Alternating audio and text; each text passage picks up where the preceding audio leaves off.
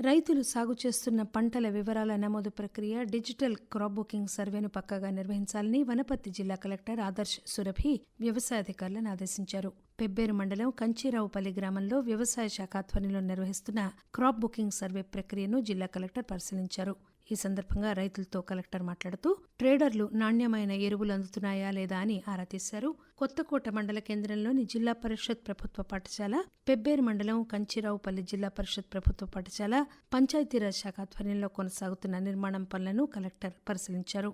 డీఎంఎఫ్టీ నిధులతో నిర్మిస్తున్న 2 మరుగుదొడ్లను, అదనపు తరగతి గదుల నిర్మాణం పనులను త్వరగా పూర్తి చేయాలన్నారు. శాంతి భద్రతల పరిరక్షణే పోలీస్ శాఖ ప్రధాన ధ్యేయమని రాష్ట్ర డీజీపీ డాక్టర్ జితేందర్ అన్నారు. వనపర్తి జిల్లా రాజపేట గ్రామ శివార్లో 5,50,00,000 రూపాయల వ్యయంతో పెట్రోల్ బంక్, 2,20,00,000 రూపాయలతో ట్రాఫిక్ పోలీస్ స్టేషన్, 2 కోట్ల రూపాయలతో ఆధునిక టెక్నాలజీతో నూతనంగా నిర్మించనున్న traffic police station, police petrol బంకులకు రాష్ట్ర డీజీపీ జితేందర్, రాష్ట్ర ఎక్సైజ్ శాఖ మంత్రి జూపల్లి కృష్ణారావు, ప్రణాళిక సంఘం ఉపాధ్యక్షుడు డాక్టర్ జిల్లెల చిన్నారెడ్డితో కలిసి భూమి పూజ చేసి శంకుస్థాపన చేశారు. అనంతరం వనపర్తి జిల్లా పోలీస్ సూపరింటెండెంట్ కార్యాలయం ఆవరణలో నూతనంగా నిర్మించిన సాయుధ దళ పోలీస్ కార్యాలయాన్ని డీజీపీ రాష్ట్ర ప్రణాళిక సంఘం ఉపాధ్యక్షుడు డాక్టర్ చిన్నారెడ్డితో కలిసి ప్రారంభించారు. ఈ కార్యక్రమంలో తెలంగాణ రాష్ట్ర police housing board MD Ramesh, Hyderabad multi zone IG Satyanarayana, Jogulamba zone DIG LS Chauhan, TGHCCE Tulasidhar తదితరులు పాల్గొన్నారు. వనపర్తి జిల్లాలోని అమరచింత మండలంలో చంద్రగఢ్ కోట చరిత్రను ప్రాచుర్యంలోకి తీసుకురావడానికి చర్యలు తీసుకుంటామని పర్యాటక సాంస్కృతిక శాఖల మంత్రి జూపల్లి కృష్ణారావు చెప్పారు. మంత్రి జూపల్లి కృష్ణారావు మక్తల్ శాసనసభ్యులు వాకెటి శ్రీహరితో కలిసి కోటను సందర్శించారు. చంద్రగఢ్ కోటపై ఉన్న రామలింగేశ్వర స్వామి దేవాలయంలో ప్రత్యేక పూజలు చేశారు. ఈ సందర్భంగా మంత్రి మాట్లాడుతూ చంద్రగఢ్ కోట చరిత్రను ప్రాచుర్యంలోకి తీసుకొచ్చేందుకు పురావస్తు శాఖ ద్వారా పరిశోధన నిర్వహిస్తామన్నారు. చంద్రగఢ్ కోట ఆలయంలో ఆవరణలో మౌలిక సౌకర్యాలు కల్పించేందుకు 25 లక్షల రూపాయలు మంజూరు చేస్తున్నట్లు మంత్రి చెప్పారు. కాంగ్రెస్ ప్రజాప్రభుత్వం పేదల పక్షపాతి అని మంత్రి సందర్భంగా అన్నారు. పానగల్ మండలంలోని కిష్టాపూర్ తండా, గోపులాపూర్, అన్నారం గ్రామాల్లో సన్నబియ్యం పంపిణీ కార్యక్రమాన్ని మంత్రి ప్రారంభించారు. ఈ సందర్భంగా మాట్లాడుతూ తెలంగాణ రాష్ట్రాన్ని 10 సంవత్సరాలు చంద్రశేఖరరావు పరిపాలించి 8 లక్షల కోట్ల రూపాయలు అప్పు చేశారని ఆరోపించారు. ముఖ్యమంత్రి రేవంత్ రెడ్డి గత బీఆర్ఎస్ ప్రభుత్వం చేసిన అప్పులకు 6,000 కోట్ల రూపాయల వడ్డీ కడుతున్నారన్నారు. ప్రజలకిచ్చిన హామీలను 6 గ్యారంటీలను అమలు చేసేందుకు ప్రభుత్వం పైసా పైసా కూడా గట్టి దశల వారీగా అమలు చేస్తోందని వివరించారు. ఇచ్చిన మాట ప్రకారం 21,000 కోట్ల రూపాయలతో రుణమాఫీ చేశామన్నారు.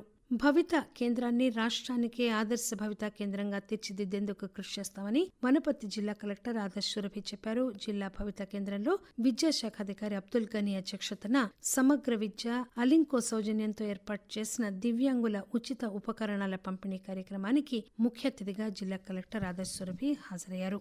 69 మంది ప్రత్యేక అవసరాలు కలిగిన దివ్యాంగులైన బాలబాలికలకు ఉచిత ట్రైసికల్స్, వీల్ చైర్లు, క్లచర్స్, వినికిడి పరికరాలను పంపిణీ చేశారు.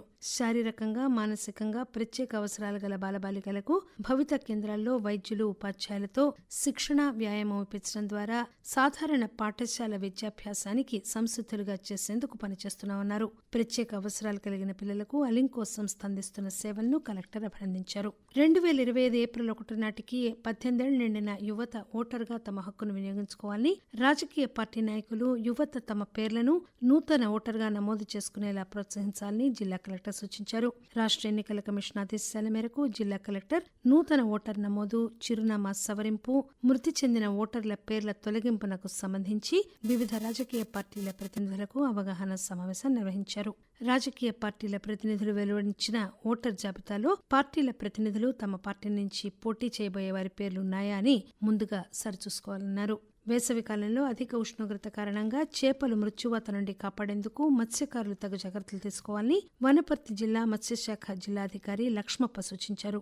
వేసవిలో చెరువులు, కుంటల్లో నీరు తగ్గడం, ప్రాణవాయువు కొరత వంటి ఇతర కారణాలతో ఎక్కువ సంఖ్యలో చేపలు చనిపోయే ప్రమాదం ఉందని ఆయన అన్నారు. చేపల సాంద్రత ఎక్కువైనప్పుడు కొత్త నీటిని నింపడం లేదా చేపలను పట్టి విక్రయించాలని సూచించారు.